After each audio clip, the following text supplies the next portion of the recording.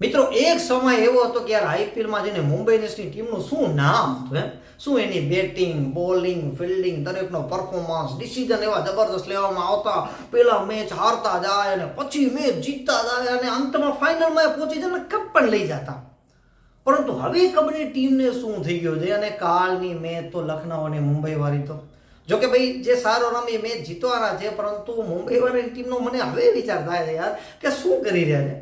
ભાઈ હાર્દિક પંડ્યા પોતાના 100% આપ્યા ભાઈ યાર, 5 વિકેટ લઈ ગયો. સ્ટાર બોલર કરતા એને સારી બોલિંગ નાખી છે, પોતાનો બેસ્ટ પરફોર્મન્સ આપ્યો છે, બેટિંગમાં 28 રન મારી ગયો, હાર્ડ હિટિંગ કરી છે નો ડાઉટ.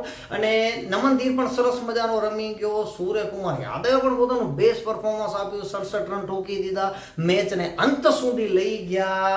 પરંતુ જે ડિસિઝન લેવામાં આવ્યો છે મિત્રો, એ બધા વિચારમાં પડી ગયા છે કે આ કયા હિસાબે ડિસિઝન લઈ લીધો છે. આઈપીએલના ઇતિહાસમાં જે ઘટના નથી ઘટી એ કાલની મેચમાં પહેલી વાર ઘટી છે કે તિલક વર્માને રિટાયર્ડ કરી અને સેટનરને બોલાવવામાં આવે છે. બોલો, હવે આ બેટ્સમેનનું ખરેખર સૌથી મોટું અપમાન કહેવાય. ભલે તિલક વર્મા જે સ્ટ્રગલ કરી રહ્યો હતો નો ડાઉટ, પછી મહિલા જયવર્ધનને કહે કે ભાઈ અમે ડિસિઝન છે ને ટેકનિકલી હતો કે એને પાછું બોલાવી લેવો હતો કારણ કે એ સ્ટ્રગલ કરી રહ્યો હતો અને અમને હિટની જરૂર હતી. પરંતુ મિત્રો આ ખરેખર યોગ્ય ન કહેવાય. પછી હવે એને અંત સુધી જ રહેવા દેવું હતું. હાર્દિક પંડ્યા યાર મેચને ભલે જાગૃત કરી નાખી હતી, પરંતુ આ ડિસિઝનના લીધે તમને બધી જગ્યાએ વિરોધ થઈ રહ્યો છે.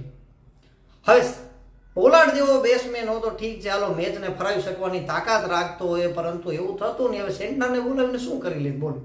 આના કરતાં તિલક વર્મા થોડો પોતને ટ્રાય કરો તો મિત્રો હજી 6 લાગી જાય. અને હાર્દિક પંડ્યા મેચને જાગૃત કરી નાખી હતી યાર, ભલે પેલા બોલે 6 માર્યો એટલે મિત્રો ફેન્સને પણ એમ થઈ વાહ વાંધો નહીં આવે. હાર્દિક પંડ્યાને પણ લાગે વાહ વાંધો નહીં આવે યાર, એને સરસ મજાની બેટિંગ કરી, પૂરેપૂરી ટ્રાય કરી, પણ પછી સિંગલ એ ન લીધો. આ સિંગલ ન લીધો પાછળનું કારણ છે એને ખબર છે કે યાર સિંગલ લઈશ તો સામેવાળો કાંઈ કરી શકે એવું એને લાગતું નહોતું કે આના કરીને કાંઈ નહીં થાય, એના કરતાં હું ટ્રાય કરી લો.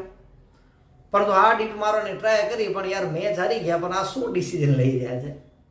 હવે આમાં બધી જગ્યાએ વિરોધ થઈ રહ્યો છે. ભલે હવે એને બેટ્સમેનનું તો આમાં સૌથી મોટું અપમાન કહેવાય કે કોઈ બેટ્સમેન આ રીતે રિટાયર્ડ કરો.